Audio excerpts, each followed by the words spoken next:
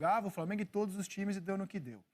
Hoje, por causa do desempenho do Pedro, que talvez seja o cara a dialogar com o Neymar no futuro, vai saber. Isso. Por causa do desempenho do Pedro, tem uma discussão fortíssima no Flamengo. Né? E aí, como é que faz, se o Pedro continuar jogando assim, para escalar esse time? Que tem Arão, Thiago Maia, Gerson, Everton Ribeiro, Arrascaeta, Bruno Henrique, Gabigol e Pedro. 8 homens para 6 vagas. Olhando o time do meio para frente, pensando na linha de 4 do Flamengo, são 8 homens na defesa, 8 homens para 6 vagas. E aí? E aí que o senhor é muito cara de pau, porque eu disse aqui na semana passada que tinha que jogar Pedro e Gabigol, o senhor disse assim, mas quem sai do time? Não, pergunto, quem sai do time? Mas aí é um problema do Domenech. Sim. E outra coisa... A pergunta continua valendo. E outra coisa, eu não vou comentar comentário dos outros. Cada um fala o que quiser da vida, entendeu? Eu não sou comentarista de comentarista. O que tem de comentarista de comentarista Então já que... O que tem de ombudsman. Tudo bem, mas já que não enrola não. Já que você escalou o Pedro e o Gabigol, quem é que sai? Tem que jogar Gabigol e Pedro. Aí é um grandíssimo...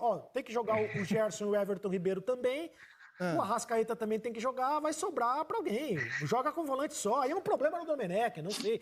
Porque é o seguinte, o problema é que quando se fala que não dá pra jogar Gabriel e Pedro, se pensa no esquema tático do Domenech, no tal do jogo... menos no jogo posicional e mais no esquema tático, porque ele joga com 2 abertos e com o centroavante. Aí o centroavante seria ou Pedro ou Gabriel. Para jogar os 2 juntos, o Gabriel teria que jogar mais aberto. Ele já jogou assim.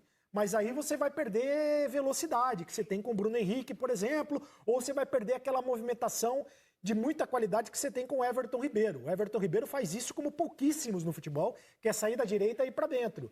Então você não pode perder o Everton Ribeiro, você não pode perder o Arrascaeta, talvez sobre para o Bruno Henrique nesse esquema. Mas teria que mudar o esquema.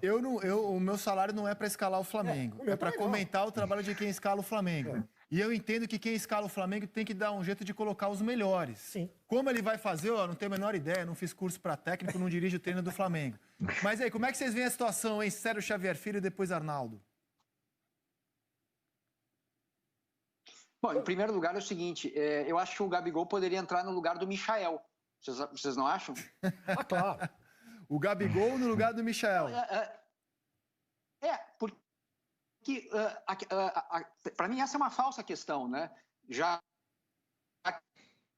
A gente praticamente nunca tem todo mundo à disposição, né? É muito jogo, é cartão, é lesão, etc. Então, assim, na minha opinião, é um falso problema, porque sempre vai estar faltando um, né? E aí você bota Gabigol e Pedro. Eu acho que eles podem tranquilamente jogar juntos, na minha opinião, né? E o Pedro, pelo momento, obviamente ele não pode sair do time porque ele está desempenhando demais. Então, assim, se tivesse que tirar alguém nesse momento, pelo que cada um está jogando, o jogador a ser tirado, eu acho que seria o próprio Gabigol, porque o Bruno Henrique já está desempenhando um pouquinho mais. Mas esse é um falso problema, porque sempre está faltando um. Então, estando faltando um, né, você vai encaixando os que estão ali à disposição. Mas não acho que seja problema, acho que isso aqui é solução. São 8 para 6 vagas, é isso? Claro. Então, são 8 aí, você tira... Eu tiraria o Arão do time e tiraria o Bruno Henrique do time. Aí você escala o Thiago Maia como único volante, o Gerson, né?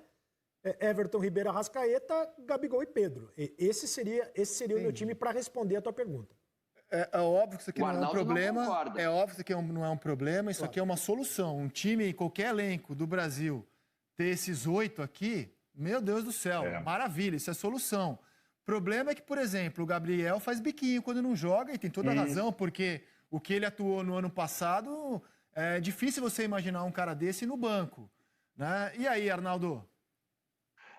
O Serginho falou que... Eu entendo quando o Serginho fala que é uma falsa questão por conta, sobretudo, dessa temporada pandêmica, com jogos atrás de jogos e que você nunca tem todos. Mas esse problema já surgiu quando o Domenech teve quase todos, quando o Gabigol fez biquinho. É verdade também que o Flamengo, aquele Flamengo, a escalação que todo mundo sabia do Jorge Jesus, o time ideal... Ele só entrou em campo nesse brasileiro na primeira partida contra o Atlético. Imagine, justamente contra o Atlético, hein? Depois, aqueles caras não conseguiram se juntar novamente.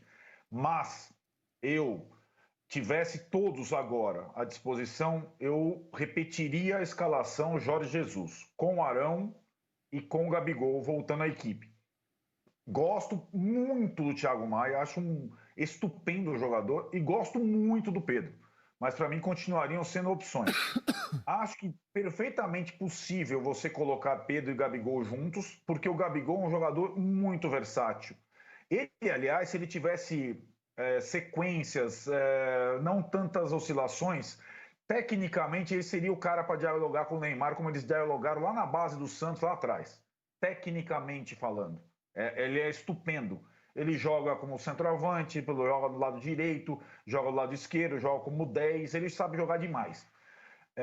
Eu ainda tenho na minha memória afetiva aquele timaço do Jesus e acho que aquele timaço do Jesus proporcionava ao Everton, ao Gerson, os melhores locais para eles jogarem, sabe? Eles se sentiam à vontade de uma forma...